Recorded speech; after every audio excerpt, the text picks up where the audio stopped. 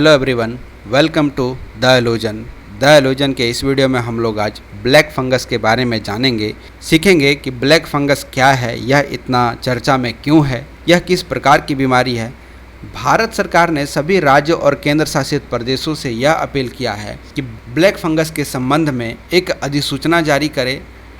देखिए, black fungus को mucormycosis नाम से जाना जाता है, लेकिन इस बीमारी को आम भाषा में ब्लैक फंगस के नाम से जाना जा रहा है। हम लोग सभी जान रहे हैं कि भारत में अभी कोरोना वायरस का दूसरा लहर चल रहा है और इसी बीच में एक नए बीमारी का आ जाना जो एक डर का कारण है। इसलिए सरकार ने ब्लैक फंगस पर एक बड़ी चिंता जताई है। साथ ही साथ राज्य सरकार और केंद्र सरकार प्रदेशों से इस महामारी को महामारी एक्ट के तहत नोटेबल डिजीज घोषित करने को कहा है। नोटेबल डिजीज एपिडेमिक डिजीज के अंतर्गत आता है, पेंडेमिक डिजीज के अंतर्गत नहीं आता है। यह एपिडेमिक कैटेगरी में आता है, ये आप ध्यान रखेंगे। साथ ही साथ कुछ ऐसे राज्य हैं जिन्होंने इस बीमारी को महामारी घोषित कर चुका है। वैसे राज्य हैं राजस्थान, गुजरात, हरियाणा, तेलंगाना, तमिलनाडु। साथ ही साथ इस बीमारी से दिल्ली में बहुत सारी मौतें भी रिपोर्ट की गई है। इसके मरीज के इलाज के लिए एक अलग सेंटर भी बनाया गया है, क्योंकि कोरोना वायरस बीमारी से जो व्यक्ति ग्रसित होते हैं उनके साथ इनको रखने में थोड़ी सी प्रॉब्लम है, क्योंकि कहीं ना कहीं कोरोना वायरस का भी इस बीमारी में हाथ है। आगे हम लोग जानेंगे कि कोरोना बीमारी से इसका क्या संबंध है। ब्लैक फंगस या म्यूकरमाइकोसिस ये है क्या? ICMR के मुताबिक ब्लैक फंगस या म्यूकरमाइकोसिस जो है यह एक तरह का दुर्लभ फंगस इन्फेक्शन है जो शरीर में बहुत तेजी से फैलता है, और ये जब फैल जाता है तो मस्तिष्क, फेफड़ा और त्वचा पर भारी असर करता है। इस बीमारी में आंख की रोशनी भी चली जाती है, ऐसा भी नोटिस किया गया है।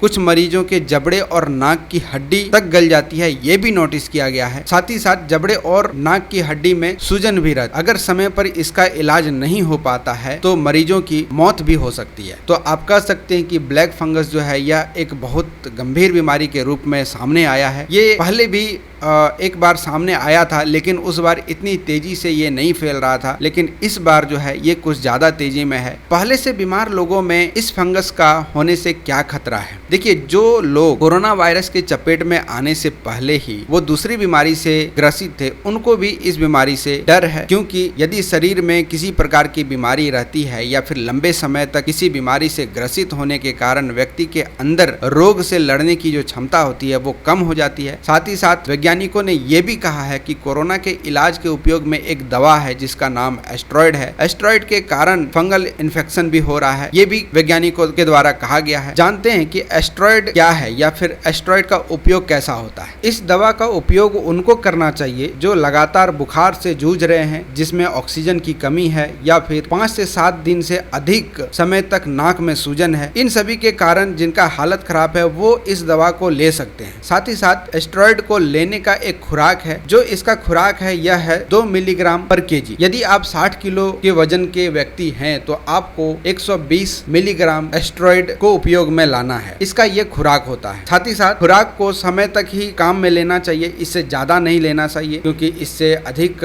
खतरा बढ़ जाता है। ब्लैक फंगस का अब देखते हैं कि लक्षण क्या है। इस बीमारी में बुखार, सिर दर्द, खांसी, सांस लेने में तकलीफ, खून उल्टी कर देना। कभी कभी तो ये भी देखा गया है कि इस बीमारी के कारण व्यक्ति में मानसिक तनाव भी आता है, जिससे वो चिड़चिड़ा हो जाता है या फिर पागलपन में वो बदल जाता है। इसके साथ साथ नाक या आंख के आसपास दर्द करना, लाली दिखना, ये सब इसके लक्षण है। यदि यह स्किन पर होता है, त्वचा पर होता है, तो त्वचा में फुंसी या छाले पड़ जाते हैं और इन्फेक्शन वाली जगह पर लाली पड़ जाती है। कुछ मरीजों को आंखों में दर्द होता है, धुंधला दिखाई देना शुरू हो जाता है, पेट दर्द होता है और उल्टी जैसा महसूस होता है। तो ये सब जो लक्षण है, इतने सारे लक्षण सिर्फ एक बीमारी का है जिसका नाम है ब्लैक फंगस। यदि आप में इम्यूनिटी पावर है तो आप ब्लैक फंगस से लड़ सकते हैं, लेकिन यदि आप में इम्यूनिटी पावर नहीं है तो आप ब्लैक फंगस से नहीं लड़ सकते हैं। ये एक कड़वा सच है। तो आप अपने इम्यूनिटी पर अधिक से अधिक ध्यान दें। साथ ही साथ कि ये फंगस जो है यह कोरोना वायरस से संबंधित कैसे है। यदि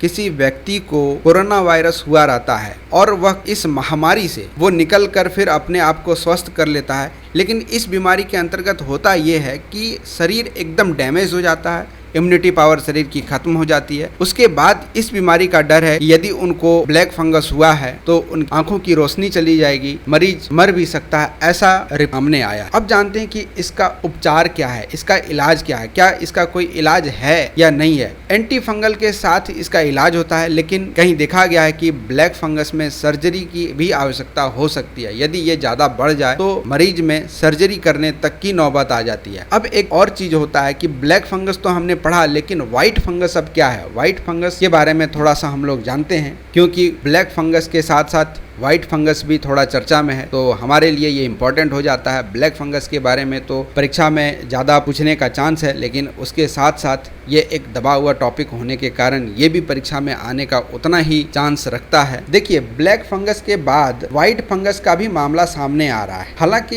ये जो है ये ज़्यादा खतरनाक नहीं है जितना ब्लैक फंगस खतरनाक है। ब्लैक फंगस तो जानलेवा है, लेकिन व्हाइट फंगस ये जानलेवा नहीं है। यह चर्म रोग से संबंधित है। यह एक सामान्य बीमारी है जिसका इलाज पूरी तरह से संभव है। तो मैं जानना चाहता हूं कि ये लेक्चर आपको कैसा लगा। यदि आपको ये लेक्चर अच्छा लगा तो वीडियो को जरूर लाइक करें, सब्सक्राइब करें। ऐसे ही वीडियो और करंट अफेयर के सीरीज को आप इस चैनल पे पाते रहें।